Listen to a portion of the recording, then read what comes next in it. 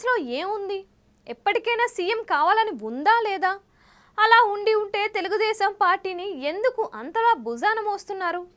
10 ఏళ్ల పాటు బాబు గారే సీఎంగా ఉండాలి, తెలుగుదేశం జనసేన బంధం 10 ఏళ్ల పాటు ఉండాలి అని చెబుతున్నారు.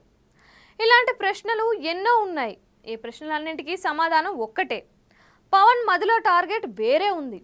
అది 2033. ఎస్, పవన్ ఎన్నికలకు కొన్ని నెలల ముందు జనసేనకు సంబంధించిన అతి కీలకమైన నేతలతో కలిసి ఓ సమావేశం నిర్వహించారు. ఆ సమావేశంలో తన మదిలోని మాటలు పంచుకున్నారు. అంతకన్నా కీలకంగా ఒక మాట చెప్పారు.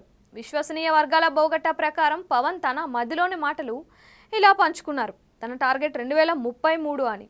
అప్పటి వరకు తనతో ఓపిక్గా ఉన్నవాళ్ళు ఉండొచ్చు, లేని వాళ్ళు వెళ్ళిపోవచ్చు అని పవన్ క్లారిటీగా చెప్పేశారు ఆ సమావేశంలో. 2033 నాటికి తాను సీఎం కావాలన్నదే తన ప్రణాళిక అని, అంతవరకు 10 మందో 20 మందో ఎంతమంది ఎమ్మెల్యేలు ఉంటే అంతమంది పార్టీని నడుపుతూ ముందుకు సాగుతానని పవన్ క్లారిటీగా చెప్పారు. బహుశా 2033 నాటికి చంద్రబాబు రాజకీయ సన్యాసం తీసుకుంటారని పవన్ భావిస్తూ ఉండొచ్చు. ఎందుకంటే అప్పటికి చంద్రబాబుకు 85 ఏళ్ళు వస్తాయి. అప్పటి తెలుగునాట రాజకీయాలను శాసిస్తూ వస్తున్న మీడియా సత్తా కూడా అయిపోతుంది.